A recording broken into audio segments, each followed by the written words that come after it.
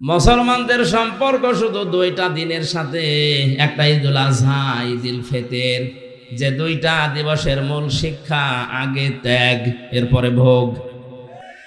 ঈদুল ফিতরে আপনি 1 মাস রোজা রেখে শুধু মরণের খাওয়া খাবেন হবে না, আগে সাদকা দেন, ফিতর দেন, দান করেন, যাকাত দেন।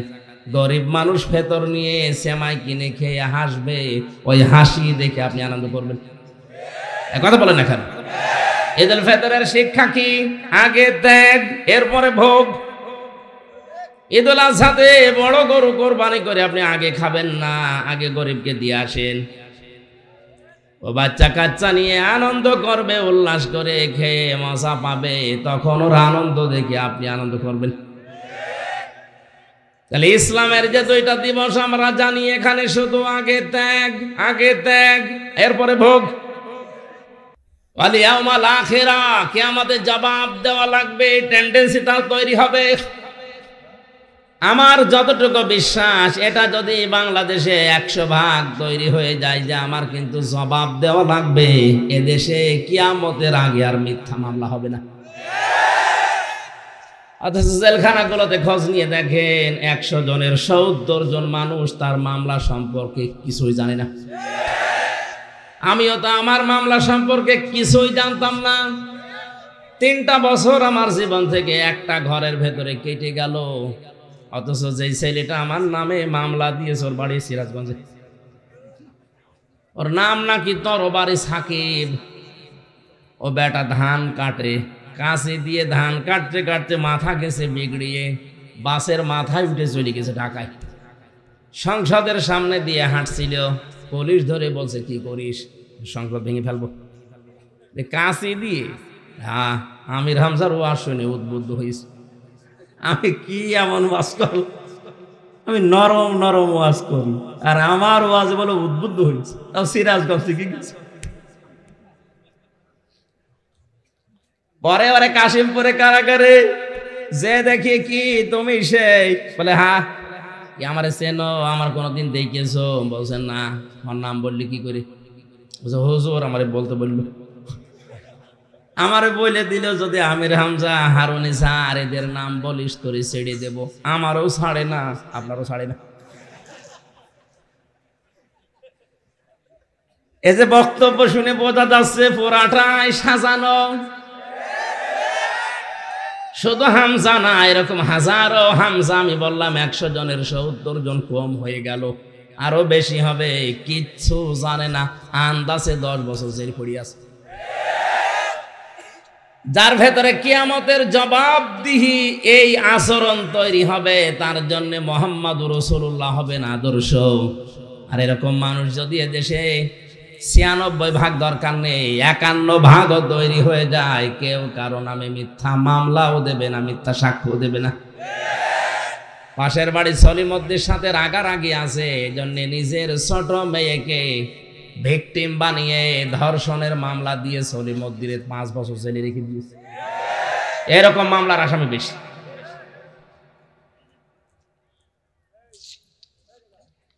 তিন নম্বরে যাকারাল্লাহ কাসীরা, তাদের জীবনের সবচাইতে বেশি আলোচনা থাকবে আল্লাহর। কার?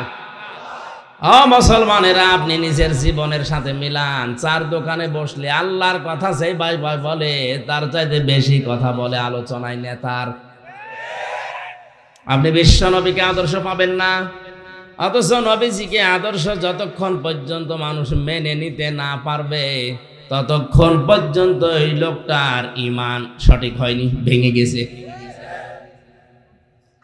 নবীজি হযরতে ওমরকে ডাক দিয়ে বললেন, এই পৃথিবীতে সবচাইতে বেশি ভালোবাসতে পারবে আমাকে যারা, তারা পরিপূর্ণ ঈমানদার, এমনকি নিজের জানের চাইতেও।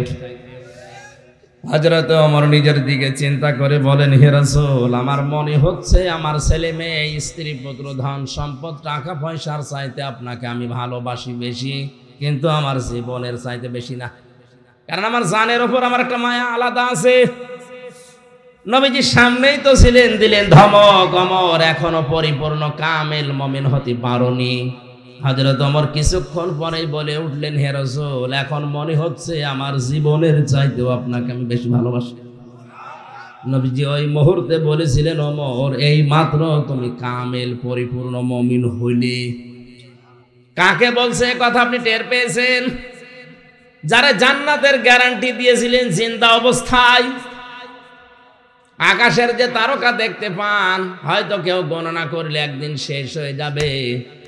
হযরত ওমর যে নেকির কাজ করেছে দুনিয়ায়, তার গণনা করে কেউ শেষ করতে পারবে না।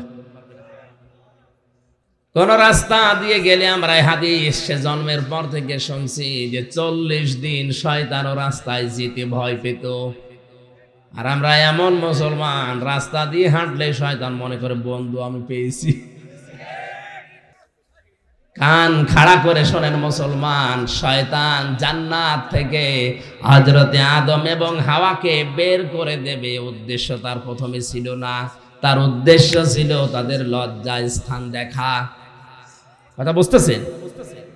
তাহলে শয়তান যৌনতা ভালোবাসে, লজ্জা স্থানের প্রতি ওর আকর্ষণ বেশি। এই জন্য বেলিল্লাপনা, বেহায়াপনা, উলঙ্গপনা, যৌনতা ছড়াতে শয়তান ভালোবাসে। এই চরিত্র যাদের ভেতরে, বুঝবেন ওরেও শয়তান দখল করে ফেলেছে। এ লোকটা যদি এখন বাড়ি যেয়ে দেখে ওনার স্ত্রী ওনারে গালি দিচ্ছে, শুয়োরের বাচ্চা, ভালো লাগবে? রাগ হবে না? না, কথা বুঝে বলে। ওনারা যদি কুকুরের বাচ্চা, শুকুরের বাচ্চা বলে গালি দেয়, বউ রাগ করবে না? ভালো তো লাগবে না মনে করেন। রাগ করলে উনি নিজেও পাগল। কারণ চিন্তা করা দরকার যে আমার যে বউ শিক্ষিতা, ধার্মিক, আজ পর্যন্ত এই 20 বছর তার সাথে সংসার করি, কোনোদিন আমার মুখের উপরে মুখ তুলে কথা বলে না, এত মার্জিত, ভদ্র, শরীফ। আজকে হঠাৎ করে আমার শুকুরের বাচ্চা বলে গালি দিচ্ছে, অবশ্যই স্বাভাবিক নেই, এর জিনে ধরিস। উনি যদি জ্ঞানী হয়ে থাকে, এইটাই মনে করা লাগবে যে এর জিনে ধরিছে, ভূতে ধরিছে। আপনি যখন যৌনতায় শরীর, পরিবার, সমাজ ভাসিয়ে দিবেন, বুঝবেন আপনি আর স্বাভাবিক নেই, আপনাকেও শয়তান দখল করে ফেলেছে। 14 ফেব্রুয়ারি পালন করার জন্যে শফিক রেহমান নামটা দেখেন, শফিক রহমান ছিল, পরবর্তীতে পাল্টিয়ে দিয়েছে রেহমান। সাংবাদিকরা বলেছে, স্যার আপনার নাম তো শফিক রহমান ছিল, আপনি রেহমান করলেন কোন কায়দায়? এ শয়তান জবাব দিচ্ছে, রহমানের ভেতরে মৌলবাদের গন্ধ পাওয়া যায়, এজন্য নাম পাল্টিয়ে আমি পরিবর্তন করে রেহমান করে দিলাম। যে শয়তান আমাদের মালিকের রহমান নামকে পাল্টিয়ে রেহমান করতে পারে, তার মতো অভিশপ্ত এই লোকটা ইংল্যান্ড থেকে এই দিবসটা আমদানি করেছিল, ধার করে এনেছিল, আর সেইটা নিয়ে বাংলাদেশের হাজারো মুসলমানের ছেলেমেয়েরা ইজ্জত হারাচ্ছে। ভ্যালেন্টাইন ডে নামে যেটা গেল আগামী বছর, না, এটা পুরোপুরি পালন করা হারাম, হারাম এবং হারাম। এ দিবসের সাথে মুসলমানদের কোনো সম্পর্ক থাকার কথা না। মুসলমানদের সম্পর্ক শুধু 2টা দিনের সাথে, একটা ঈদুল আজহা, ঈদুল ফিতর, যে 2টা দিবসের মূল শিক্ষা, আগে ত্যাগ, এরপরে ভোগ। নবীজি বলেন, এমন সময় আসবে দুনিয়াতে আগুন হাতে রাখার চাইতে ঈমান নিয়ে টিকে থাকা আরো কঠিন হয়ে যাবে। আমরা অনেকে এখানে যারা আছি জানি যে ওযু ভেঙে যায় 7টা কারণে। কয় কারণে? নামাজ ভেঙে যায় 19টা কারণে।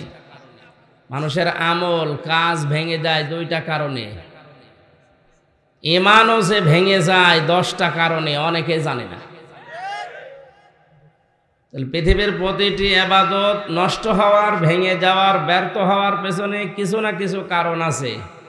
ঈমান ভেঙে যাওয়ার পেছনে কারণ কয়টা? বলেন বলেন। এর ভেতরে 4 নাম্বার কারণ হচ্ছে, যে লোকটা বিশ্বনবী বাদ দিয়ে অন্য কাউকে আদর্শ হিসাবে গ্রহণ করে, ওর ঈমান ভেঙে যায়। এটা তো আমি বানালাম নাকি? হ্যাঁ, পৃথিবীতে একজন মানুষকে আল্লাহ উসওয়াতুন হাসানা বলে ঘোষণা দিয়েছেন, লাকাদ কানা লাকুম ফি রাসূলিল্লাহি উসওয়াতুন হাসানা, অবশ্যই তোমাদের জন্য মহত্তম আদর্শ লুকিয়ে রেখেছি আমি রাসূলুল্লাহর জীবনে। কার জীবনে? কোরআনে কারীম আমার সামনে। অনেকে কথাটা শোনার পরেই প্রথমেই মনে করতে পারে যে রাজনীতি আরম্ভ হয়েছে। না, এটা রাজনৈতিক ব্যাপার শুধু হলে আল্লাহর কসম আমি বলতাম না। এটা আপনার ঈমান থাকা না থাকার বিষয়। পৃথিবীতে একজন মানুষকে মহান আল্লাহর ঘোষণা দেওয়া আদর্শ নেতা বলে তিনি পাঠিয়েছেন, মুহাম্মাদুর রাসূলুল্লাহ। যে সূরা অনেকে ফজরের নামাজের পরে পড়ে আর মনে করে 10 খতম কোরআন শরীফ পড়ার সওয়াব হয়, সূরা ইয়াসিন। ইয়াসিন মানে কি অনেকে তাও জানে না। ইয়া মানে হে, সিন মানে সাজ্জেদ। সিন শব্দের 5টা অর্থ আমি কাবিরে পেয়েছি তাফসিরে। সিন মানে সাজ্জেদুল আলামিন, সিন মানে সাজ্জেদুল বাশার, সিন মানে সাজ্জেদুল কাউনাইন, সিন মানে সাজ্জেদুল মুরসালিন, সিন মানে সাজ্জেদুল আম্বিয়া। তামাম জগতে যত কিছু আছে সবার জন্য কেবলমাত্র শুধুমাত্র একমাত্র আদর্শ বিশ্বনবী। আপনি যদি অন্য জগতেও বাস করেন, সেখানে যদি মনে করেন এখানে তো আল্লাহর অন্তত এই বিধানটা নেই, মঙ্গল গ্রহে চলে গেলেন আল্লাহর বিধান এখানে নেই, না। ইয়াতানাজ্জালুল আমরু বাইনাহুন্না, সূরা তালাকের শেষে আল্লাহ জানিয়েছেন প্রতিটি জায়গায় আমি আল্লাহর বিধিবিধান নাজিল হয়। কি সমস্যা? হ্যাঁ, কি আপনি মাইকালা? ঠিক আছে।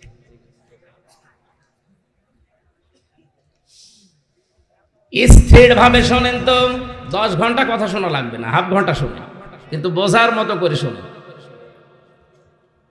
আপনি মঙ্গল গ্রহে বাস করেন, মনে করছেন এখানে তো কোরআন শরীফ নেই, এখানে ইয়াসিন সূরাও চলে না, সুতরাং এই জায়গায় আমি অন্য কাউকে আদর্শ মেনে চলবো না। এই জন্য সাজ্জেদুল আলামিন দিয়েছেন বহু বছর।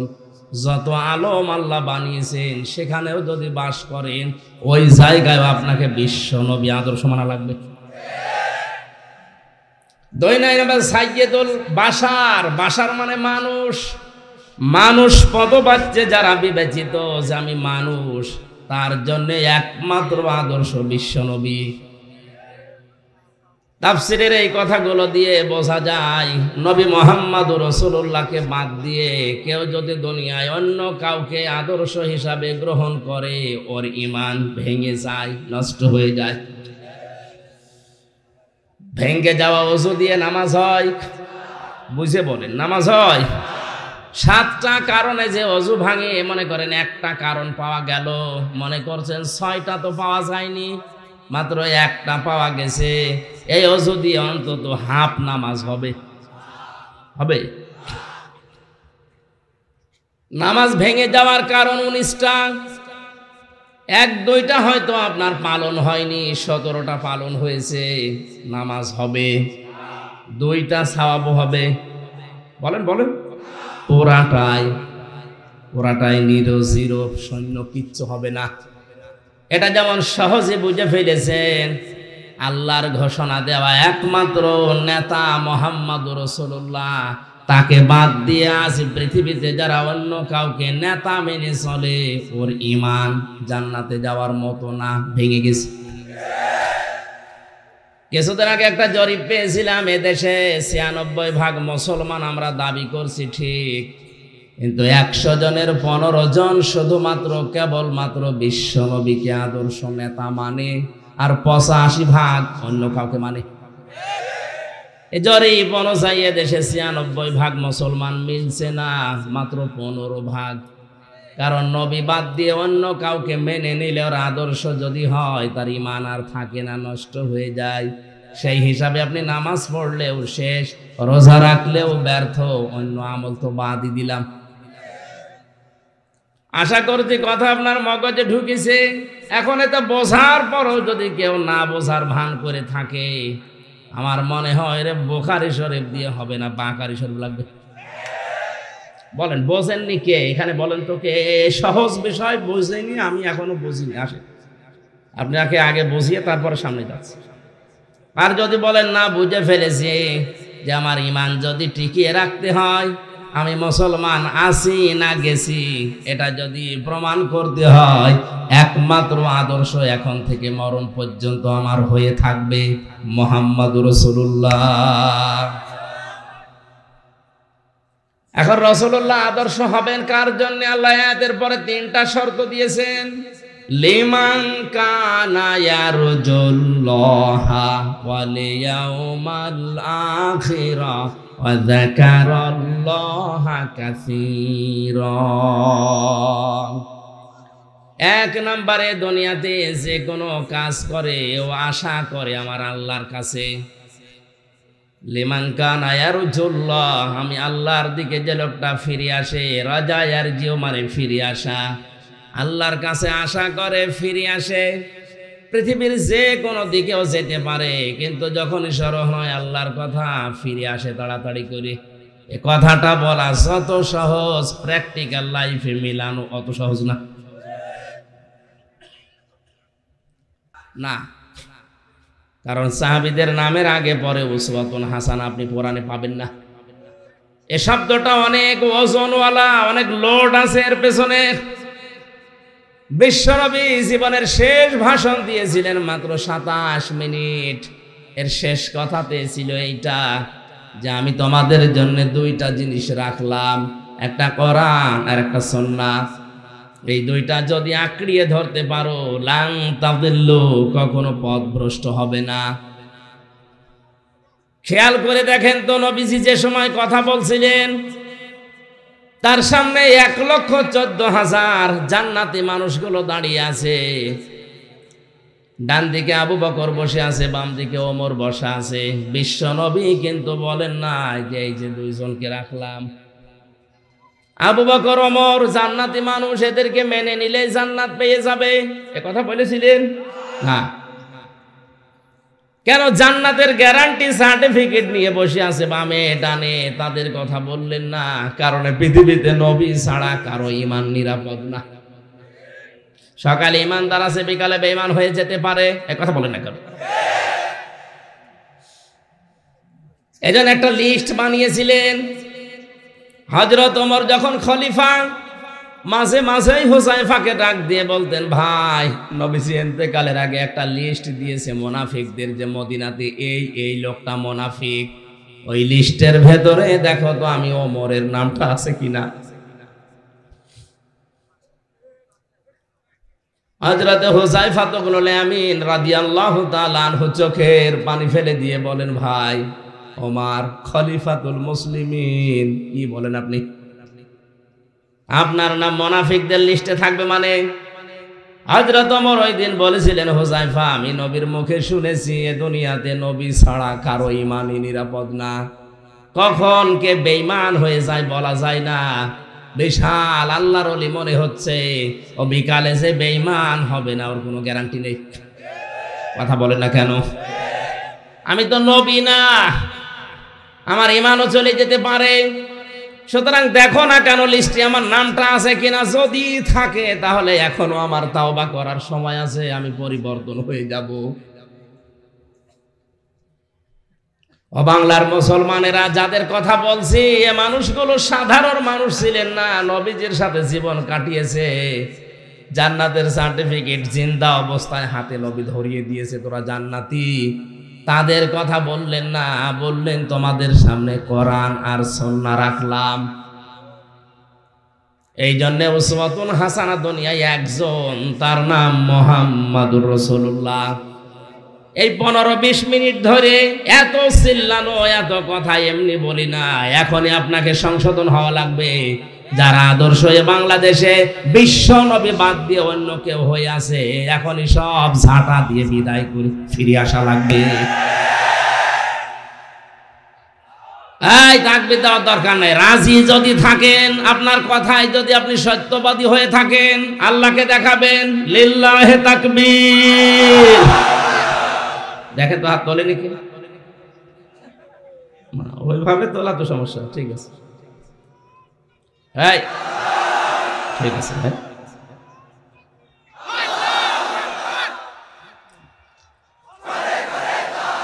বন্ধ করুন ভাই।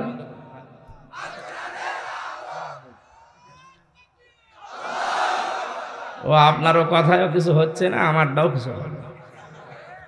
বলছে আল কোরআনের আলো সংসদে জাল 53 বছরে জ্বালতে পারে না, এই 1 বছর লাগাতে হবে। আর আমি যেটা বললাম অনেকে হাত তোলেনি, কারণ জানে যে আমি মানতে পারি না। এসেছি ওয়াজ শোনার জন্য শুনেছিল, তাহলে আমিও এসেছি বলার জন্য বলে চলে যাবো নাকি? এই জন্যে ওয়াজ দেওয়ার দরকার নেই, এই ট্র্যাডিশন তৈরি করার দরকার নেই। আমাদের যদি পরিবর্তন না আসে, কিয়ামত পর্যন্ত এটা হয়েই যাবে আর আমরা শুনিয়েই যাব।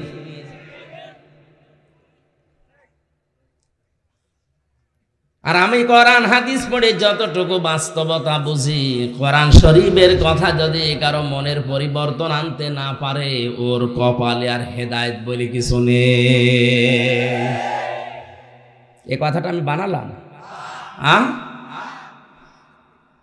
তিরমিজি শরীফের হাদিস, বিশ্বনবী বলেন, মানিত্তাবাআল হুদা বিগাইরিল কোরআন আদাল্লাহুল্লাহ। কোন মানুষ যদি কোরআনের কথা বাদ দিয়ে, কোরআনের নিয়ম নীতি বাদ দিয়ে পৃথিবীর কোন জায়গায় যায় যেখানে কোরআন নেই,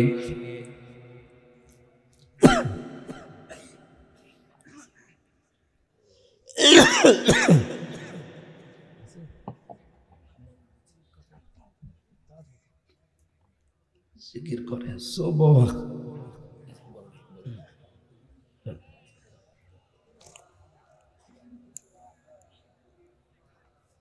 চা না শরবত, এটা একেবারে ঠান্ডা হয়ে গেছে।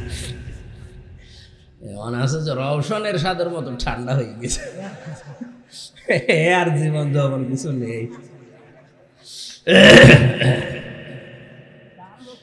চাচা এর সাথে মরণের আগে শুনেছিলাম কে জানে, ওনারা যে বলছে চলেন হাসপাতালে, আপনি অসুস্থ, বলছে কই, হ্যাঁ আপনি অসুস্থ, জোর করে হাসপাতালে ভর্তি করে বলছে বলেন যে আমি অসুস্থ, বলছে না আমি অসুস্থ না, আপনি অসুস্থ। পানির একটা শুধু বোতল রাখেন, কাজে লাগবে।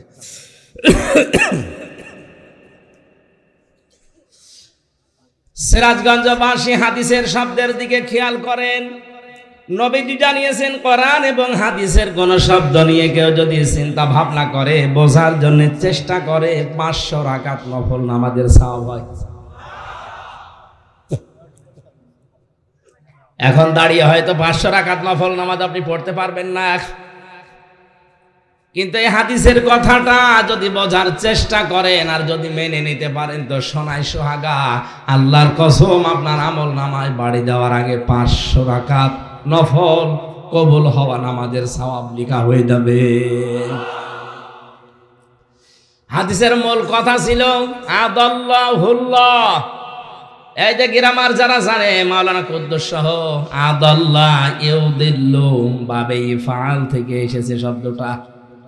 যদি দল্লা ইয়াদিল্লু দিতেন তাহলে বাংলা অর্থ আসতো আপনি নিজেই নিজেকে গোমরা করে ফেলেছেন।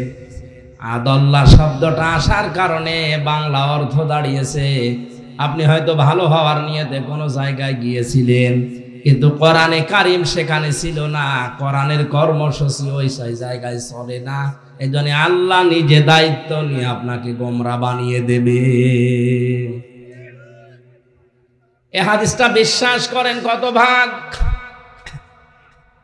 2-300।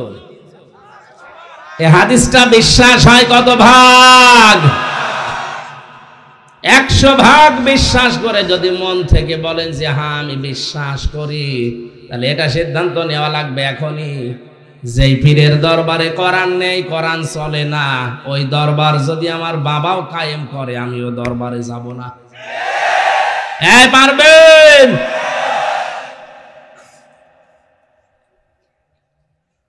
সাথে আর একটা কথা জুড়ে দিলাম,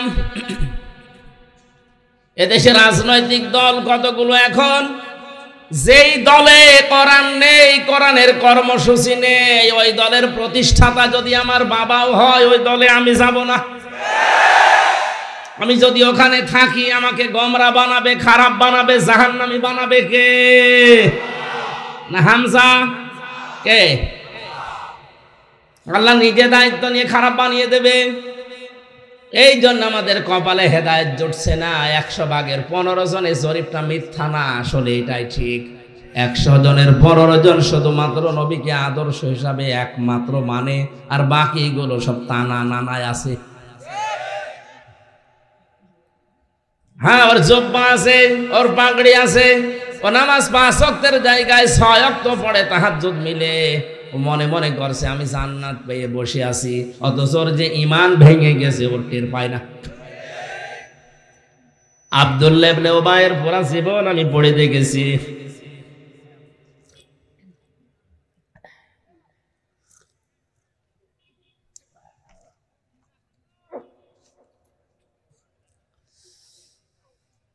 লোকটার পড়া জীবন আমি পড়তেছে, আমার চোখে শুধু একটা ভুল ধরা পড়েছিল। ওর নামাজ, রোজা, দাড়ি, টুপি, পাগড়ি, দস্তরখানা বিছিয়ে খাবার খাওয়া, খাবারের পরে মিষ্টি খাওয়া, নবীজির পেছনে নামাজ পড়া, সব বেশি। শুধু এক জায়গায় ও নবীকে মানত না, রাজনৈতিক জীবনে বিশ্ব নবীকে বাদ দিয়েও মেনে নিয়েছিল আবু জেহেলকে। আপনার মাথা কি এখনো মগজে কাজ করে না? আপনি নামাজ পড়েন সিরাজগঞ্জের বেলকুচির শেরনগর, এ কেসেন এ গ্রাম, আমার মনে হয় কুষ্টিয়া যে যদি শেরনগর বলেন কিয়ামতের আগে চিনবে না। অথচ নামাজ পড়েছে কাবা শরীফে, মসজিদে নববীতে, তাও হামজার পেছনে না, নামাজ পড়েছে রাসূলুল্লাহর পেছনে। ওর সব ঠিক পেলাম, খালি একটা জায়গায় একটু ঝামেলা। রাজনৈতিক দর্শনে সে নবীকেও মানতে পারে না, ওর নিজের কিছু স্বার্থের কারণে ও তলে তলে অনুসরণ করে চলতো রাজনৈতিক আদর্শ হিসাবে আবু জেহেলকে। এই একটা মাত্র কারণে ওর জন্য কোরআনে কারিমে আল্লাহ আয়াত নাজিল করেছেন, ইস্তাগফির লাহুম আও লা তাস্তাগফির লাহুম ইন তাস্তাগফির লাহুম ৭০ মাররাতান। এটা তাফসীরে হাক্কানীতে আছে, মুফাসসির লিখেছেন ৭০ মাররাতান পর্যন্ত বলার পরে ফেরেশতা জিবরাইল থেমে যায়। হে নবী, আপনি এর জানাজার নামাজ পড়িয়ে কবরে দেবেন, থামেন।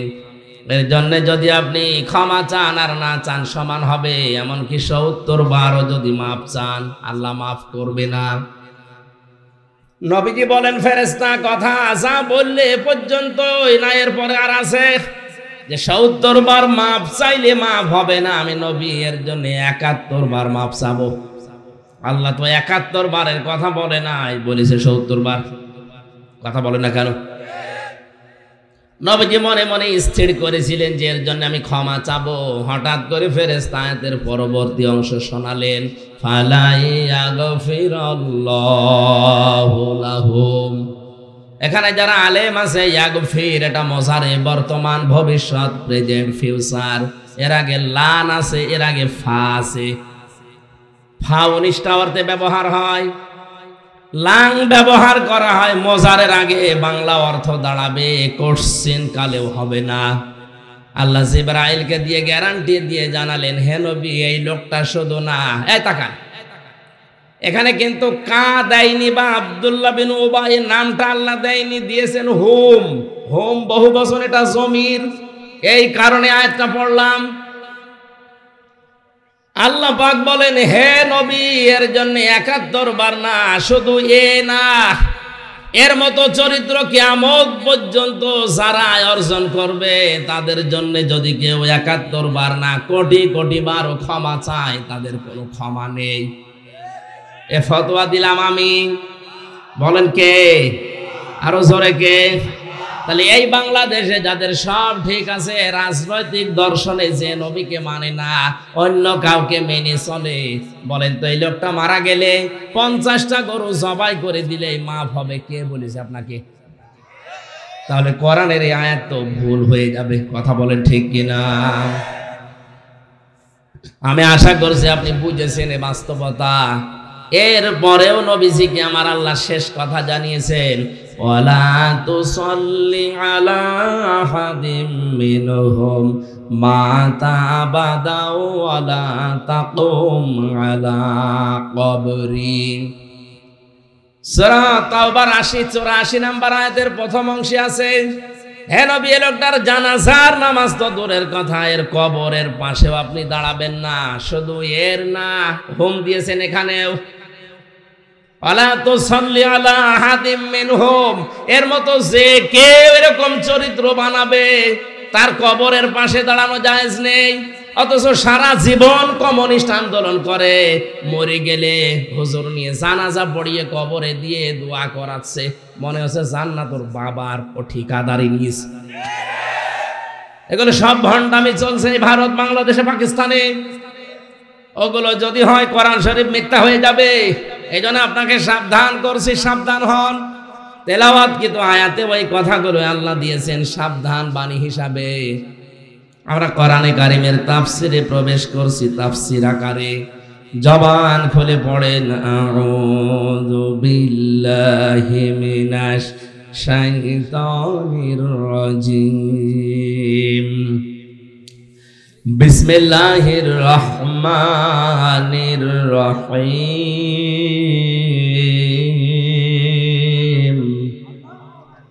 হামিম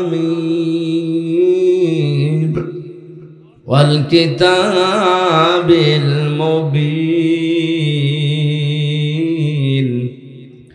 ইন্না আনজালনাহু ফি লাইলাতিন মুবারাকা, ইন্না কুন্না মুনজিরিন। এ পর্যন্ত থাক। সূরা দোখান ৪৪ নাম্বার সূরা কোরআনে কারিমের, মক্কায় আল্লাহ নাজিল করেছেন। ৫৯টা আয়াত আছে, ৩টা রুকু আছে। প্রথম থেকে ৬টা আয়াত আমরা পড়েছি। কোন আয়াত থেকে তাফসির শুনতে হলে চিন্তা করা লাগবে ওই আয়াতের মূল বক্তব্য কি। আল্লাহ রাব্বুল আলামিন এই আয়াতগুলোর মূল বক্তব্য হিসাবে জানিয়েছেন সতর্কতা। কি বলেন বলেন? যাদেরকে দিয়ে সতর্ক করবেন তাদের নাম দিয়েছেন মুরসিলিন, তারা রসুল। এখন রসুল নেই, রসুলের নায়েব আছে, তার ভেতরে আমি একজন। কি আমি মিথ্যা কথা বলছি? আর যাই থাক, ভাঙ্গা চড়া হিসাবে আমার নামের আগে অন্তত আলেম লিখা আছে। আর নবী যে জানিয়েছেন, আল উলামা ওয়ারাসাতুল আম্বিয়া, যারা আলেম তারা আমি নবীর নায়েব ওয়ারিস। জোরে বলেন সুবহানাল্লাহ। তাহলে আজকের আলোচনার বিষয় সতর্কতা। সতর্ক করার জন্য এখানে আমি বসেছি। নবী থাকলে এখানে এসে এভাবেই তিনি সতর্ক করতেন। তিনি নেই, ওই দায়িত্বটা এখন আমার কাঁধে এসেছে। সূরা দোখান, দোখান শব্দের শাব্দিক অর্থ হচ্ছে ধোঁয়া। কি বললাম? আরো জোরে বলেন। কিয়ামতের আগে একটা ধোঁয়া আল্লাহ পাঠাবেন, তামাম দুনিয়া অন্ধকার হয়ে যাবে। জাহান্নামের ভেতরে একটা জায়গা আছে যেখান থেকে ধোঁয়া উৎপন্ন হয়, গারামা বলা হয়। এখান থেকেই তাদখিন, যেটা বাংলায় আমরা বলি ধূমপান, বিড়ি। ধূম মানে ধোঁয়া, পান মানে খাওয়া। তাহলে ধোঁয়া খাওয়া, এটা অনেকেই মাকরু বলে উড়িয়ে দিতে পারে না। এটা যে হারাম। ওয়ায়ুহিল্লু লাহুমুত তাজ্জিবাতি ওয়া ইউহাররিমু আলাইহিমুল খাবাইস। সূরা আরাফের ১৫৭ নাম্বার আয়াতের মাঝের অংশে আছে, আল্লাহ বলেন, আমি নিজেই শুধু শরীয়ত প্রণয়ন করিনি, আমার নবীকে আমি আল্লাহ শারিহ বানিয়েছি। তিনিও শরীয়ত প্রণেতা। তিনি সমস্ত পবিত্র জিনিসকে হালাল করেছেন তোমাদের জন্যে, আর যত অপবিত্র, নাপাক, অখাদ্য, কুখাদ্য এগুলো হারাম করেছেন। কে বলছেন? তাহলে আয়াত দ্বারা প্রমাণ হয় নবীজি শারিহ, শরীয়ত প্রণেতা। তিনি হ্যাঁ বললেই হালাল, না বললেই হারাম। এ কথা মানেন তো? বলেন বলেন। ধোঁয়া যারা খাচ্ছেন, বাস্তবে কিছু জিনিস তো ক্ষতি আছে। হ্যাঁ, এখানে আর একটা মাসলা দরকার। আলেম যারা আছেন বলছি, আন্দাজে কিছু দেখলেই একবারে হারাম বলবেন না। হারাম হওয়ার জন্য কমপক্ষে 3টা শর্ত লাগবে। কয়টা? 3টা শর্ত না পেলে আন্দাজে যা তা হারাম বলা না। আপনি হারাম বলে যদি পুষিয়ে দিতে না পারেন, সেটা আপনি নিজে হারাম হয়ে যাবেন। এই যে অনেককে কাফের বলে ফতোয়া দেওয়া হয়, যদি লোকটা কাফের প্রমাণ করা না যায়, নিজে কিন্তু কাফের হয়ে মরার সম্ভাবনা বেশি। কোন নেককার, কোন মহসেনা, কোন নিরপরাধ অজ্ঞাত এরকম কোন মহিলা যে বিষয়ে জানে না, তার উপরে যদি কেউ জেনার তহমত দেয়, ব্যভিচারের আঘাত হানেছে, ব্যভিচারিয়ে জেনা করেছে, ওই মহিলা যদি সত্যি ওই কাজ না করে থাকে, আর আপনি যদি 4 জন সাক্ষী জোগাড় করতে না পারেন, তাহলে আপনার শাস্তি দুনিয়ায় 2টা, আর মরণের পরে যা হবে এটা আল্লাহ জানে। সূরা নূরের 4 নম্বর আয়াতে আল্লাহ জানিয়েছেন, ওয়াল্লাযীনা ইয়ারমুনাল মুহসানাতি সুম্মা লাম ইয়াতু বিআরবা'াতি শুহাদা ফাজলিদুহুম 80 ওয়ালা তাকবালু লাহুম শাহাদাতান আবাদা। কোন মুহসিনা নেককার এরকম মহিলার প্রতি যদি কেউ জেনা ব্যভিচারের তহমত লাগায়, আর 4 জন সাক্ষী যদি প্রমাণ করতে না পারে, 1 নাম্বার শাস্তি হচ্ছে ওই লোকটার ওকে 80টা চামড়ার চাবুক দিয়ে বেত মারা লাগবে। কয়টা বলেন বলেন? 2 নাম্বার হচ্ছে যতদিন বেঁচে থাকবে, ওয়ালা তাকবালু লাহুম শাহাদাতান আবাদা, ওর সাক্ষী আর কোর্টে কাছারিতে কোনো বিচারে সালিশে আর গ্রহণ হবে না, ওর সাক্ষী শেষ। কত বড় শাস্তি আপনি টের পাচ্ছেন? একজন নিরপরাধ মানুষের উপরে যদি মিথ্যা তহমত দেওয়া যায়, 2টা শাস্তি তার জন্যে, 80টা বেত মারা লাগবে তারে চামড়ার চাবুক দিয়ে, আর জীবনেও তার সাক্ষী গ্রহণ করা হবে না। এটা যদি আজ বাংলাদেশের সূরা নূরের এই 4 নম্বর আয়াতটা আমার মনে হয় সংসদে যদি কায়েম থাকতো, এই দেশে হাজার হাজার মিথ্যা মামলায় মানুষ খালাস পেয়ে যেত। কারণ আপনার সাক্ষী তো গ্রহণ হবে না। একবার যদি প্রমাণ হয়ে যায় যে আপনি মিথ্যা সাক্ষী দিয়েছেন, মিথ্যা কথার তহমত লাগিয়েছেন, লোকটা কিছু জানতো না, আপনার জীবনের মতো সাক্ষী দেওয়ার কাজ শেষ। আমার বিষয়টা যেহেতু ওইদিকে না, আমি যেটা বোঝানোর জন্য বলছিলাম, তাদখিন, এটা বাংলা অর্থ হচ্ছে বিড়ি বা ধূমপান। কিয়ামতের আগে আল্লাহ বিশাল একটা ধোঁয়া সৃষ্টি করবেন, সব অন্ধকার হয়ে যাবে, শুধুমাত্র আলো থাকবে তাদের কাছে যাদের কাছে এই কোরআন ছিল। কারণ কোরআনের এক নাম আলো বা নূর। কি নাম বলেন বলেন? আল্লাহ রাব্বুল আলামিন বলেন, হামিম ওয়াল কিতাবিল মুবিন।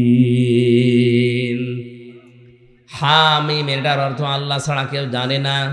কেউ কেউ বিভিন্ন তাফসীর করার চেষ্টা করেছে, আমরা ওদিকে যাব না, কারণ আমরা নিজেরা জানি না।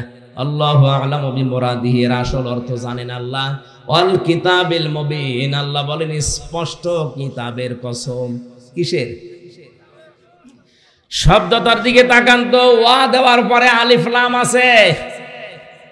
আমি আলেমদেরকে বলছি, দেখি এনারা কি পড়েছে, ওয়াল কিতাবিল মুবিন আলিফ লাম দিয়েছে। আল্লাহ মনে হয় খেলা করার জন্য। হ্যাঁ, কিতাবের আগে আলিফ লাম দেওয়ার পেছনে কারণ হচ্ছে, এই পৃথিবীতে স্পষ্ট কিতাব একটাই আছে, তার নাম কোরআন শরীফ। কথা বুঝতেছে? মানুষকে হেদায়েত দিতে পারে একটাই মাত্র কিতাব, তার নাম কি? আলিফ লাম। যে 4 প্রকার আমরা জানি, তার ভেতরে 1 প্রকার এখানে আছে, নির্দিষ্ট করে দিয়েছেন আল্লাহ স্পষ্ট কিতাবকে, যে মানুষকে এটা হেদায়েত দিতে পারে। যালিকাল কিতাবু লা রাইবা ফি, এখানে কিতাবের আগে আলিফ লাম আছে। কি আছে? সুতরাং কোরআনের বক্তব্যের পরেও যদি মানুষের মনের ভেতরে উতাল পাতাল না আসে, পরিবর্ধন না হয়, বুঝবেন ওই লোকটা জাহান্নামের জন্যই তৈরি হয়েছে। জোরে বলেন নাউজুবিল্লাহ। স্পষ্ট কিতাবের কথা কেন বললেন? অনেকে আজ বিভিন্ন দরগা থেকে বের হয়ে এই কথা চালিয়ে দিচ্ছে যে কোরআন শরীফ 90 পারা, 30 পারা জাহেরে আছে, আর গোপনে আছে 60 পারা। এটা যেটা মিথ্যা কথা। এই আয়াতটা তার প্রমাণই মুবিন। আলহামদুলিল্লাহিল্লাযী আনজালা আলা আবদিহিল কিতাবা ওয়া লাম ইয়াজআল লাহু ইওয়াজা। সূরা কাহফের প্রথম আয়াতে আল্লাহ জানিয়েছেন প্রশংসা ওই আল্লাহর, যিনি তার বান্দার প্রতি এমন একটা কিতাব দিয়েছেন যে কিতাবের ভেতরে কোনো গোপন কথা, আস্তে বলেন, আরো জোরে বলেন, আল্লাহ পাক বলছেন কোনো গোপন কথা নেই। আর আপনি মারেফতের কথা বলে চালিয়ে দিচ্ছেন, মানে শেষ করে দেব না? আপনারা মোবাইলে গল্প করছেন, তাহলে শুরু করি। যদি জরুরি হয়, মানে কোনো কাজ থাকলে শেষ করে দিই।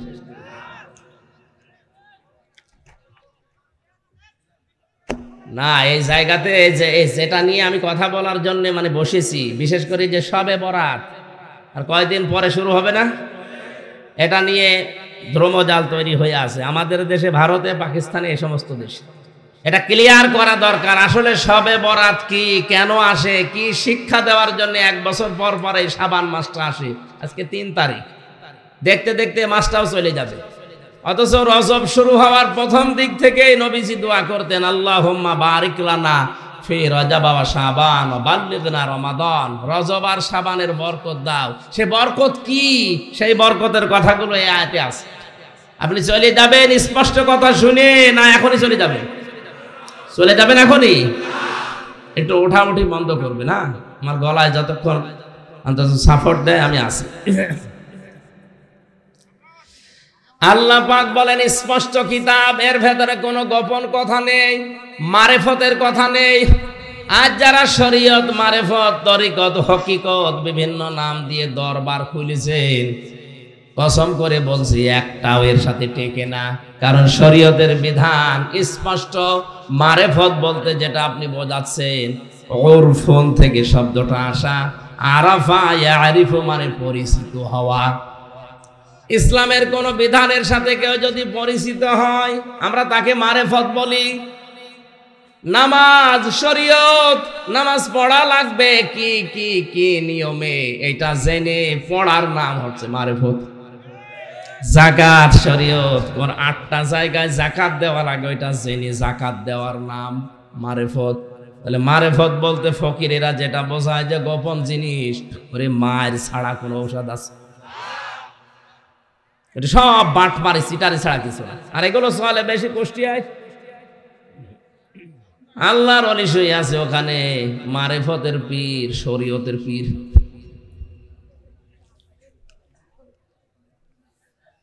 কোরআনে কোনো গোপন কথা নেই, কোরআনে যা আছে সব স্পষ্ট কথা। এই কারণেই কোরআনের কাছে যারা আসে, ওরা আর গোপনেও থাকতে চায় না, ওরা ওপেন হতে চায়। কিছু কিছু মানুষ এই দিনকালের অবস্থা দেখে বলে, হুজুর দিনকাল ভালো না, গোপনে আসি। গোপনে আসি মানে, আরে ভাই দিনকাল কি 1500 বছর আগে ভালো ছিল? বলেন। প্রকাশ্য মানুষকে চিরিয়ে ফেলা হয়েছে, শরীর থেকে চামড়া ছিলে লবণ দেওয়া হয়েছে। হযরতে বেলাল, তার দিকে তাকান, হযরতে খবাইব, খাব্বাব, পিঠের ভেতরে চাকা চাকা গর্ত হয়ে গিয়েছিল। আপনি বলছেন দিনকাল ভালো না, গোপনে আসি। আরে শয়তান, দিনকাল তো আরো খারাপ ছিল 1500 বছর আগে। হ্যাঁ, সবার জন্য ওই রকম দিন আসে নাই। দিনকাল খারাপ তাদের জন্য যে মানুষটা 15 বছর ঘরে থাকতে পারে না, তার জন্য। আপনি আরামে খাচ্ছেন, আরামে যাচ্ছেন, আরামে সংসার করছেন, আপনার জন্য দিনকাল ভালো না। এটা বলা মুনাফিকি ছাড়া কিছু না। দিনকাল ভালো আপনি বোঝেন। কোরআনের উপরে যারা টিকে থাকে 3টা বছরে আর কিছু না পায়, অন্তত আমি এটা চোখ দিয়ে দেখে এসেছি। আল্লাহ তাখাফু ওয়ালা তাহজানু ওয়া আবশিরু বিল জান্নাতিল্লাতী কুনতুম তুআদুন। এই আয়াতটা যে কত বাস্তব, কত সত্য, এমনিতেই বিশ্বাস করতাম, নিজের চোখে দেখেছি এবং শুনেছি। খ্যাতনামা ইসলামিক স্কলারদের বক্তব্য শুনতে আমাদের সঙ্গেই থাকুন। নিয়মিত আপডেট পেতে সাবস্ক্রাইব করে বেল বাটনে প্রেস করুন। Rosary 24. Enjoy the Holy Quran.